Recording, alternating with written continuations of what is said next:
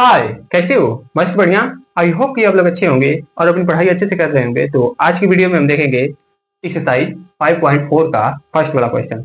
तो आइए इसके बारे में अच्छे से डिस्कस करते हैं। देखिएगा ध्यान से कि इस क्वेश्चन में दिया क्या है और पूछा क्या है।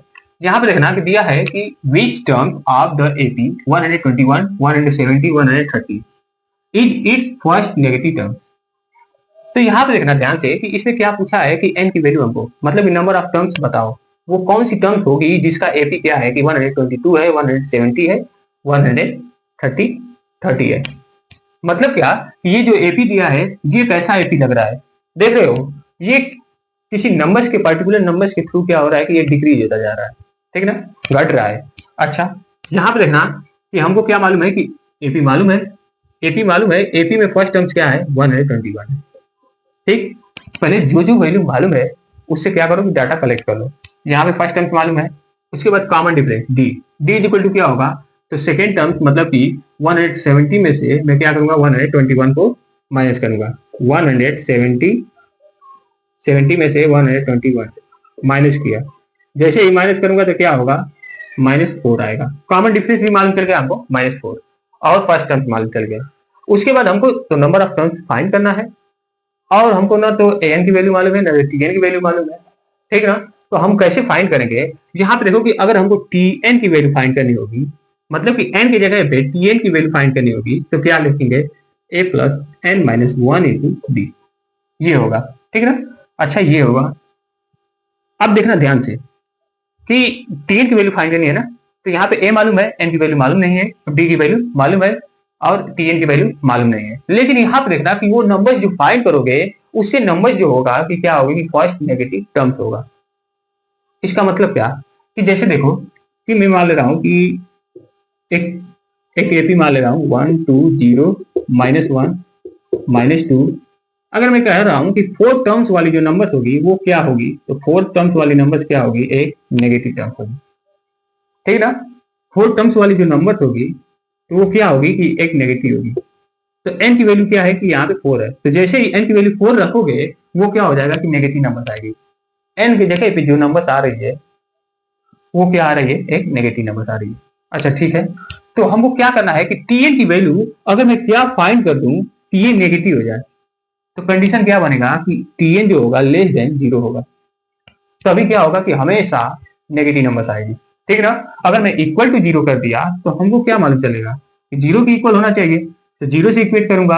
अगर मैं tn की वैल्यू अगर ग्रेटर देन 0 कर दिया तो 0 से बड़ा, इसका मतलब कि पॉजिटिव नंबर मिलेगा, ठीक ना। और यहाँ पे देखो कि कॉमन डिफरेंस क्या दिया है, नेगेटिव दिया है, इसका मतलब कि जो एपी बनेगा वो डिक्रीजिंग एपी बनेगा। तो n की वैल्यू हमको फाइंड करना है, तो देखना n की वैल्यू पे वो नंबर्स क्या होगी कि नेगेटिव नंबर्स होगा। तो हम क्या करेंगे कि tn इज लेस देन 0 रखेंगे, ये कंडीशन बन रहा है, ठीक ना। तो देखना tn की जगह पे क्या रखोगे, तो tn की जगह पे रखोगे a plus n minus 1 into D is less than 0, ये होगा। अब इतना समझ में आ रहा है ना। अब देखो कि a जो जो वैल्यू दी गई है वो पुट कर लो, a की जगह पे 121 प्लस n माइनस 1, डी की जगह पे -4 इज लेस देन 0। जैसे हिसाब करोगे तो क्या होगा 121 प्लस, अब देखो -4 का मैं प्लस n में मल्टीप्लाई कर रहा हूँ, तो प्लस और माइनस क्या हो जाएगा ओवरऑल -4n। ये देखो -1 और -4 ये दोनों को मल्टीप्लाई करेंगे तो क्या हो जाएगा +4 इज लेस देन 0, ये होगा। यहाँ पे देखो 121 में प्लस करोगे क्या 4, तो क्या हो जाएगा 125 -4n लेस देन 0, ये आएगा। अच्छा, हमको क्या करना है कि n की वैल्यू फाइंड करनी है, नंबर ऑफ टर्म्स निकालना है n की वैल्यू। तो n की वैल्यू कैसे फाइंड करोगे, तो मैं क्या कर रहा हूँ कि यहाँ से 4n को हटाऊंगा, मतलब कि इधर लाऊंगा। अब लाने का रूल क्या है, देखना ध्यान से। जब हम क्या करते थे कि कोई भी वेरिएबल्स वाली इक्वेशन पढ़ते थे, जैसे x प्लस 3 है इज इक्वल टू 0 मैं मान लिया, ये एक लीनियर इक्वेशन है। तो यहाँ पे हमको क्या करना है कि x की वैल्यू फाइंड करनी है।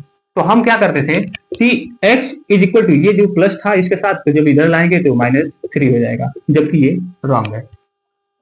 करेक्ट तो है, लेकिन ये मेथड जो यूज किए हो ये क्या है कि रॉन्ग है। इनइक्वालिटी में क्या होता है कि ऐसे यूज नहीं करते हैं, हमेशा अगर करोगे ऐसे तो क्वेश्चन क्या हो जाएगा, गलत हो जाएगा, रॉन्ग आएगा। यहाँ पे देखो कि इसका रूल क्या होता है कि x है +3 है, तो इधर क्या करोगे कि इसको हटाना है, एक्स की वैल्यू बस फाइंड करनी है ना, तो एक्स की वैल्यू फाइंड करनी है तो इसको हटाएंगे यहाँ से, तो यहाँ से हटाओगे तो क्या करोगे, -3 करोगे। तो इधर भी -3 किए हो तो इधर भी इक्वल के राइट साइड में भी क्या करोगे, -3 करोगे। बात समझ आया कि नहीं? 0 में -3 करोगे तो -3 ही आएगा। अब देखो ये 3 माइनस हो गया तो 0 हो गया, तो x इक्वल टू क्या आ गया, -3 आ गया। ठीक ना? बस कैलकुलेशन को आसान करने के लिए, इजी करने के लिए हम क्या करते हैं कि यहाँ पे जो प्लस होता है उसको डायरेक्ट इधर ला देते हैं, -3। ठीक, यहाँ पे जब क्या होता है कि माइनस होता है तो इधर प्लस, अगर इधर मल्टीप्लाई होता है तो इधर डिवाइड, अगर इधर डिवाइड होता है तो इधर मल्टीप्लाई कर देते हैं। ठीक ना? जबकि रूल वो नहीं है, इनइक्वालिटी में अगर ऐसा करोगे तो रॉन्ग हो जाएगा क्वेश्चन। अब देखना ध्यान से कि अब हम क्या करेंगे कि यहाँ से 4n को हटाएंगे, 4n को हटाएंगे तो यहाँ पे -4n है ना, तो इसको हम क्या करेंगे कि एलिमिनेट करेंगे। तो 125 माइनस 4n, तो इसमें क्या करेंगे कि +4n ऐड करेंगे, इज लेस देन 0 में भी क्या करेंगे कि 4n ऐड करेंगे। अच्छा, ये ऐड हो गया तो देखना ध्यान से कि क्या बनेगा। ये देखो ये कट के 0 आ गया। ठीक ना? कटा नहीं मतलब सब्ट्रैक्ट होके 0 आ गया। तो 125 इज लेस देन 4n। हमको n की वैल्यू फाइंड करनी है, मतलब कि ये 4 क्या है, n का कोफिशिएंट है। तो n का कोफिशिएंट है मतलब कि 4 को हटाएंगे तभी तो n की वैल्यू मालूम चलेगी। तो यहाँ से हटाएंगे तो हम क्या करेंगे कि दोनों साइडों 4 से डिवाइड कर देंगे। जैसे ही 4 से डिवाइड किए, देखना ये 4 से 4 कट गया। अब ये कटा तो क्या आ गया, 31.25 इज लेस देन n, ये आ गया। देख लो ध्यान से, 4 का डिवाइड करोगे ना तो पॉइंट में करके आएगा। लेकिन हमको क्या मालूम है कि n की वैल्यू क्या होती है, एक पॉजिटिव इंटीजर होता है। ठीक है ना? जैसे कि 1 2 3 4 ऐसे आएगा। जैसे मैं मान ले रहा हूँ कि 2 है, 4 है, 8 है, तो इसकी देखो कि ये फर्स्ट टर्म्स क्या होगी, तो फर्स्ट टर्म फर्स्ट। अब ये कहो कि 1.25 है, ये नहीं ना है, तो ये क्या आ रही है, एक पॉजिटिव इंटीजर आ रही है। इसका मतलब क्या कि ये 1 तो ये 2 ये 3 ये पॉजिटिव इंटीजर्स है, तो इनकी जो नंबर ऑफ टर्म्स होगा वो भी क्या होगा, ये एक पॉजिटिव इंटीजर्स होगा। अच्छा, यहाँ पे देखो कि ये क्या है कि 31.25 है, इज ग्रेटर देन n है, मतलब कि इससे क्या होगा कि n की वैल्यू ग्रेटर होगा। इससे अगर छोटा रखोगे, इससे जैसे ही छोटा रख दोगे मतलब कि 31 रखोगे तो वो नंबर क्या आ जाएगी, पॉजिटिव आ जाएगी। जबकि हमको क्या चाहिए, फर्स्ट नेगेटिव टर्म चाहिए। ठीक है, tn की वैल्यू क्या होनी चाहिए, एक नेगेटिव टर्म। तो इसका मतलब क्या कि हम इसमें क्या करेंगे कि एक पॉजिटिव इंटीजर्स को लेंगे। तो पॉजिटिव इंटीजर्स को लेंगे तो n की अप्रोक्स वैल्यू क्या आ जाएगी, 32 टर्म्स, 32 टर्म्स। अब देखो क्यों हो गया ये, कि जैसे मैं क्या कर रहा हूं कि n की वैल्यू अगर मैं 31.25 से छोटा ले लिया तो वो क्या हो जाएगा, एक पॉजिटिव इंटीजर आएगा। देखो ध्यान से कैसे आएगा, मैं क्या बोल रहा हूं, हमको तो चाहिए tn की वैल्यू सॉरी नेगेटिव चाहिए, लेकिन यहाँ पे अगर मैं मान ले रहा हूं कि n इज इक्वल टू 31 है। ठीक ना? n इज इक्वल टू 31 मान लिया, लेकिन यहाँ पे 31 से बड़ा दिया है ना कि n की वैल्यू बड़ा है, ग्रेटर है। तो यहाँ पे देखो कि मैं tn की वैल्यू जब निकालूंगा तो a प्लस n की वैल्यू क्या है, 31 माइनस 1 इंटू डी की वैल्यू क्या है, 4 -4। अब देखो यहाँ पे a की वैल्यू क्या थी, 121, ये था। ठीक ना? तो tn की वैल्यू क्या होगी, 121। ये देखो प्लस ये क्या हो जाएगा 30 और -4 ये होगा, तो tn इज इक्वल टू क्या होगा, 121। अब ये देखो कितना होगा, 12। ये देखो प्लस और माइनस क्या हो जाएगा, -120 ये होगा। तो यहाँ पे देखो कि tn इज इक्वल टू क्या होगा, 1 होगा।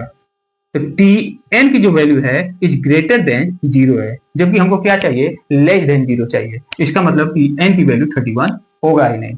बात समझ में आया कि नहीं? तो n की वैल्यू क्या होगी, 32 होगी। ये तो पॉइंट में है तो ये तो होगा नहीं, क्योंकि n की वैल्यू क्या होनी चाहिए, एक पॉजिटिव इंटीजर होना चाहिए। ये क्या है कि एक डेसिमल वाली नंबर है। तो अब हम क्या करेंगे कि tn की वैल्यू 31 पुट करके देख रहे हैं, सॉरी 32 पुट करके देख रहे हैं कि क्या नेगेटिव नंबर्स आ रहा है कि नहीं। यहाँ पे देखना n इज इक्वल टू 32। जैसे पुट किया तो tn इज इक्वल टू क्या होगा, a मतलब कि फर्स्ट टर्म 121 प्लस n की वैल्यू क्या है, 32 माइनस 1 इंटू डी की वैल्यू -4। जैसे मैं सॉल्व किया तो tn इज इक्वल टू ये क्या होगा, 121, ये क्या हो जाएगा 31 और इसमें मल्टीप्लाई करोगे क्या, -4 का, -4 का मल्टीप्लाई कर दिए, -4 का मल्टीप्लाई करोगे तो माइनस हो जाएगा, मतलब कि T N is equal to क्या होगा 121 माइनस ये क्या हो जाएगा 4 माइनस 124 आ गया। ये देखो अब जैसे ही टी एन की वैल्यू निकालोगे T N is equal to, तो ये क्या आ जाएगा -3 आ जाएगा। यहाँ पे देखो जो टी एन की वैल्यू है -3 है, तो यहाँ पे क्या है कि T N is less than 0 है, 0 से क्या है -3 छोटा है। जब छोटा है तो ये बताओ कि यहाँ पे क्या आ गया कि 32 टर्म्स पे वो नंबर्स क्या आ रही है, टीएन की वैल्यू क्या आ रही है, एक नेगेटिव नंबर आ रही है। बात समझ में आया कि नहीं? तो अब हम चलेंगे सेकंड क्वेश्चन पे। तो आइए सेकंड वाले क्वेश्चन को देखते हैं, देखिएगा ध्यान से। तो आइए आप सेकंड वाले क्वेश्चन को देखते हैं, देखिएगा ध्यान से पढ़िएगा। देखिए इस क्वेश्चन में दिया क्या है, दिया है कि the sum of the third and the seventh terms of an AP is 6 and their product is 8। Find the sum of first 60 terms of the AP. ये आप देखना ध्यान से कि इस क्वेश्चन में दिया है कि एक एपी है, एपी का थर्ड टर्म्स और 7 टर्म्स का जो सम है वो कितने के इक्वल है, 6 के इक्वल है, और उनका जो प्रोडक्ट है their product is equal to 8, मतलब कि 8 के इक्वल है। ठीक ना? यहां पर देखना कि कोई एपी दिया है, हमको मालूम नहीं है एपी में क्या है कि फर्स्ट टर्म्स कोई भी नंबर हो सकता है, तो ये फर्स्ट टर्म्स हो गया, ऐसे करके ये थर्ड टर्म्स हो गया, ठीक ना, ये थर्ड, फिर उसके बाद 7 टर्म। अच्छा ये जो थर्ड और 7 टर्म्स है इनका जो सम है वो किसके इक्वल है, 6 के इक्वल है। सम का मतलब कि योग, ठीक। और उसके बाद इन दोनों का प्रोडक्ट जो है वो किसके इक्वल है, प्रोडक्ट का मतलब कि गुणा, गुणा किसके इक्वल है, 8 के इक्वल है। तो यहाँ पे देखना आप ध्यान से कि हमको तो मालूम नहीं है, लेकिन इसका जो थर्ड टर्म्स का टीएन टर्म्स होगा हमको वो निकालना पड़ेगा, और 7 टर्म्स में क्या करेंगे कि T7 निकालेंगे और यहाँ पे T3 निकालेंगे। अच्छा ये बताओ कि Tn क्या होता है, Tn is equal to a plus N minus 1 into डी, ये होता है। यहाँ पे देखना कि अगर थर्ड टर्म्स तो नंबर ऑफ टर्म्स यहाँ पे n की वैल्यू क्या आ गई, तो n की वैल्यू आ गई यहाँ पे 3, और यहाँ पे क्या आ गया यहाँ पे n इज इक्वल टू 7 आ गया, ठीक है ना। यहाँ पे देखना कि अगर मैं Tn की जगह पे मैं 3 लिखा तो क्या हो जाएगा a प्लस 3 माइनस 1 इंटू डी, ये हो जाएगा। हमको कॉमन डिफरेंस भी मालूम नहीं है, a की वैल्यू भी मालूम नहीं है, ठीक। तो T3 इज इक्वल टू क्या हो जाएगा, a प्लस 2d, ये आ गया। मैं इक्वेशन 1 मान ले रहा हूँ, एक T3 की वैल्यू आ गई a प्लस 2d आ गया, ठीक। अच्छा अब T7 की वैल्यू निकालूंगा, T7 की वैल्यू क्या होगा, तो a प्लस 6d, मैं डायरेक्ट लिख दे रहा हूँ, ये इक्वेशन सेकेंड। अब ये 6d क्या आ गया, n की वैल्यू 7 पुट करोगे ना तो n माइनस 1 मतलब कि 6 हो जाएगा, तो 6d आ जाएगा। बात समझ में आया? अच्छा अब हमको ये सेकंड, अब क्या दिया है कि मैं जब अकॉर्डिंग टू क्वेश्चन चलूंगा तो यहाँ पे देखो क्या दिया है कि इनका सम, थर्ड टर्म्स और 7 टर्म्स का जो सम होगा वो क्या होगा, 6 के इक्वल होगा। इसका मतलब क्या कि T3 plus T7 is equal to क्या होगा, कितने के इक्वल, 6 के इक्वल, ठीक ना। तो T3 की वैल्यू लिखोगे क्या, a plus 2d plus a plus 6d is equal to क्या होगा, 6, ये होगा, ठीक। जैसे इनको ऐड करोगे तो क्या आ जाएगा, 2a प्लस ये क्या हो जाएगा 8d इज इक्वल टू 6, ठीक ना। अच्छा ये देखो कि इसको हम सिंपलिस्ट कर सकते हैं कि नहीं, और इसको छोटा कर सकते हैं कि नहीं, कैसे, 2 से मैं जैसे ही डिवाइड करूंगा तीनों टर्म्स में क्या हो जाएगा, छोटा हो जाएगा, मतलब 2 से डिवाइड करोगे यहाँ पे तो क्या आ जाएगा a प्लस यहाँ पे क्या होगा, यहाँ पे क्या होगा 2 से डिवाइड करोगे तो 4d, इधर भी 2 से डिवाइड करोगे कितना आ गया 3, ये देखो ये एक इक्वेशन बन गया। मैं मान ले रहा हूँ कि थर्ड इक्वेशन है। अच्छा ये देखना ध्यान से, इसको मैं क्या कर दे रहा हूं कि यहां से, सॉरी इसको थर्ड टर्म्स मत मानो, सॉरी थर्ड इक्वेशन मत मानो, इसको और आगे प्रोसेस करके लिखो। क्या ये है, इसकी वैल्यू निकालो, a is equal to, a की वैल्यू, हम फर्स्ट टर्म की वैल्यू निकालो तो क्या हो जाएगा 3 माइनस 4d, ये आ जाएगा। इसको मैं मान ले रहा हूँ थर्ड इक्वेशन, ठीक ना। अब देखना कि अब दिया क्या है कि सेकेंड वाला कंडीशन क्या दिया है कि दियर प्रोडक्ट मतलब कि इनका गुणनफल क्या होगा, 8 के इक्वल होगा। इसका मतलब क्या है, केस में सेकेंड मान ले रहा हूं, ये केस फर्स्ट था,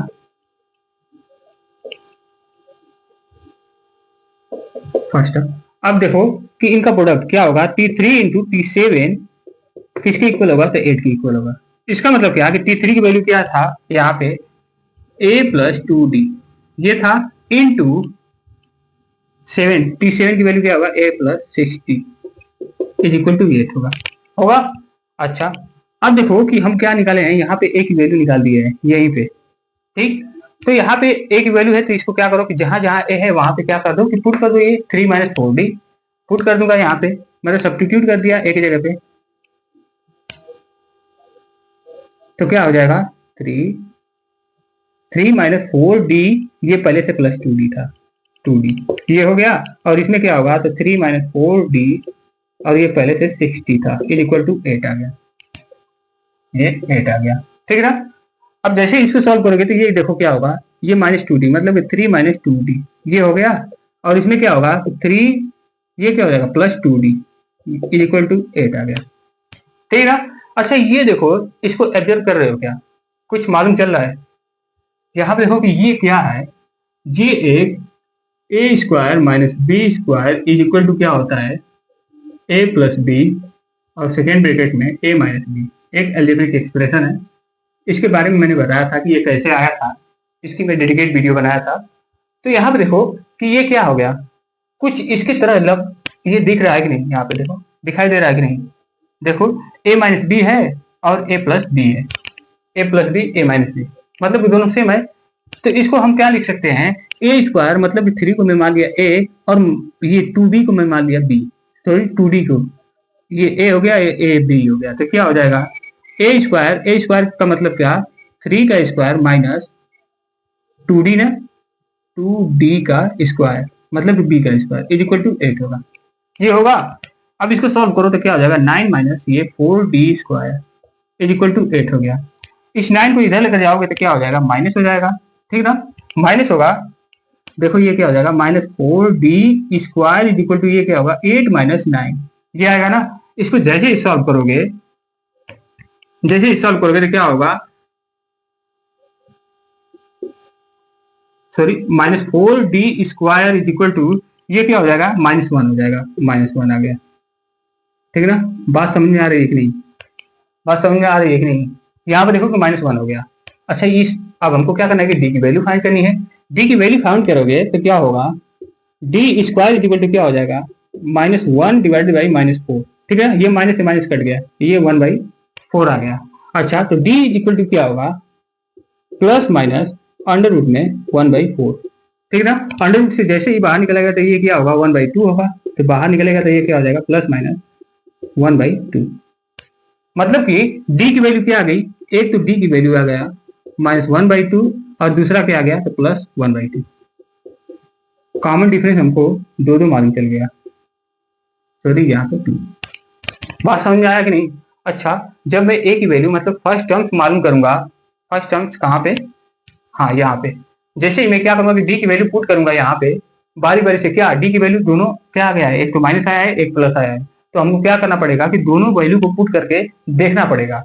तो यहाँ पे देखो कि a की वैल्यू हमको फाइंड करना है ना, तो a की वैल्यू फाइंड करोगे तो क्या होगा, पुट d इक्वल टू -1/2, ये पुट किया इन इक्वेशन थर्ड में, जैसे ही पुट किया तो क्या होगा, a इक्वल टू 3 - 4d की जगह पे -1/2 ये होगा, ठीक है ना। अच्छा -1/2 ये क्या हो जाएगा, इसमें मल्टीप्लाई होगा तो ये क्या हो जाएगा प्लस हो जाएगा, ये 1/2 हो गया इंटू 1/2, ये आ गया। बात समझ में आया कि नहीं, बात समझ में आ रहा है ना। मैं यहाँ पे स्पेस कम है इसलिए मैं यहीं पे डायरेक्ट सॉल्व कर दे रहा हूँ। जैसे ही सॉल्व करोगे तो इस 2 से ये 2 कट गया, मतलब 2 आ गया, 2 + 3 ये क्या हो गया, a की वैल्यू क्या आ गई यहाँ पे, a इक्वल टू 5 आ गया, a की वैल्यू 5 आ गई, ठीक ना, देख लेना, ठीक। जब क्या था कॉमन डिफरेंस -1/2 था, तो a की वैल्यू फर्स्ट टर्म हमको क्या मालूम चल गया, 5 मालूम चल गया। अच्छा अब अगर पुट करूंगा d इक्वल टू 1/2, तो अब देखो कि a की वैल्यू क्या होगी, तो a इक्वल टू क्या होगा 3 प्लस होगा, सॉरी ये -4 d की जगह पे क्या पुट करोगे तो 1/2 मतलब कि यहाँ पे मल्टीप्लाई हो जाएगा, 2 आ गया। इसका मतलब क्या, ये 2 क्या हो जाएगा 3 में से माइनस हो जाएगा, तो क्या आ जाएगा a इक्वल टू क्या होगा यहाँ पे 1 आ गया। अब देखो कि जब d की वैल्यू 1/2 था, प्लस 1/2 था, तो यहाँ पे a की वैल्यू क्या आ गई 1 आ गई, मतलब फर्स्ट टर्म a मालूम चल गया, 1 मालूम चल गया, तो अब देखो ध्यान से कि हम क्या करेंगे कि ए की वैल्यू अगर क्या होगा, if d is equal to -1/2 and a is equal to 5, तो सम ऑफ 16 टर्म्स क्या होगा, सम ऑफ 16 टर्म्स क्या होगा, n divided by 2 into 2a plus n minus 1 into D. हमको यही फाइंड करना है ना, 16 टर्म्स फाइंड करना है। अच्छा 16 टर्म्स, इसका मतलब क्या कि n की जगह पे क्या पुट करोगे, 16 पुट करोगे, तो यहाँ पे भी क्या हो जाएगा, 16 हो जाएगा, ये 16, ये भी क्या हो जाएगा 16, ठीक ना। d की जगह पे क्या, a की जगह पे क्या पुट करोगे, तो a की जगह पे क्या 5, ये हो गया, d की जगह पे 1/2, सॉरी -1/2, क्योंकि माइनस नेगेटिव नंबर है ना, तो -1/2। अच्छा तो अब देखना ध्यान से कि S16 है ना, S16 इक्वल टू क्या होगा, ये 8 बार में डिवाइड हो जाएगा, ये क्या हो जाएगा 10, प्लस ये क्या होगा 15 होगा, तो 15 डिवाइडेड बाई 2 ये होगा ना।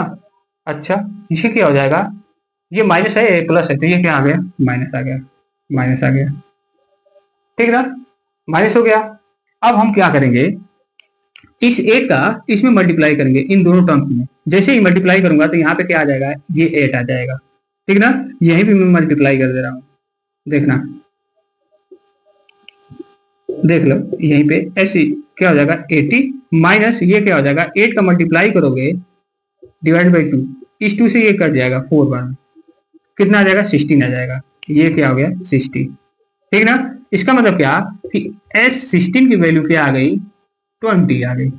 जब क्या था, जब कॉमन डिफरेंस -1/2 था और फर्स्ट टर्म्स a की वैल्यू क्या थी 5 थी, तो उसका सम ऑफ 16 टर्म्स क्या आ गया, 20 आ गया। बात समझ में आया कि नहीं, एक तो आंसर मेरा ये हो गया। और एक क्या करना है कि जब क्या होगा कि d की value, if d is equal to क्या होगा 1/2, इसको मैं ब्लू से लिख दे रहा हूं,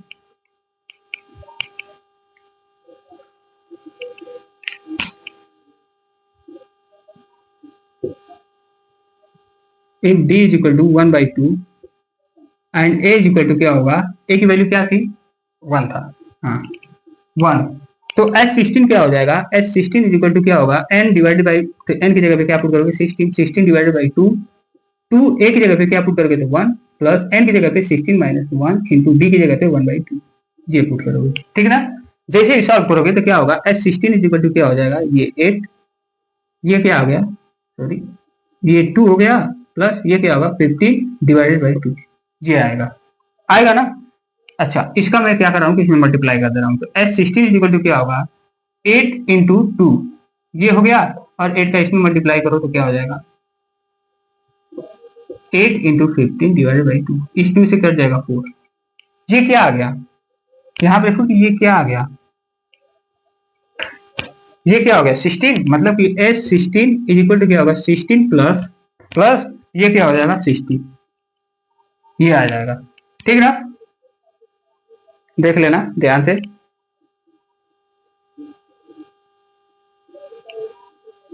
हो गया ना। अच्छा इसको सॉल्व करोगे तो क्या हो जाएगा, S16 इज इक्वल टू ये क्या होगा 6 और ये 7, 76, ये होगा। देख लेना एक बार, एक बार ध्यान से देख लेना, एक एक जगह पे क्या, एक की वैल्यू क्या आ गई थी, यहाँ पे 1 आई थी। अच्छा ये सही है कि नहीं, 1/2 2, तो ये 1 होगा, हाँ एक जगह पे 1, इसका मतलब S16 क्या हो जाएगा, ये 8 आ गया, ये 2, उसके बाद 60 माइनस 50 डिवाइडेड बाई 2, 8 को मल्टीप्लाई करोगे 60 और उसके बाद यहाँ पे, तो जैसे तो ये 4 16, ये 16 और 60 कितना होगा 76 होगा। बात समझ में आया कि नहीं। तो यहाँ पे देखो कि जब क्या था, कॉमन डिफरेंस 1/2 था और a फर्स्ट टर्म क्या थी 1 थी, तो उसका S16 की वैल्यू क्या आ गई है 76 आया है। बात समझ में आया कि नहीं। तो अब हम मिलेंगे नेक्स्ट वीडियो में इससे नेक्स्ट वाले क्वेश्चन के साथ, ठीक ना। तो मिलते हैं कल, बाय।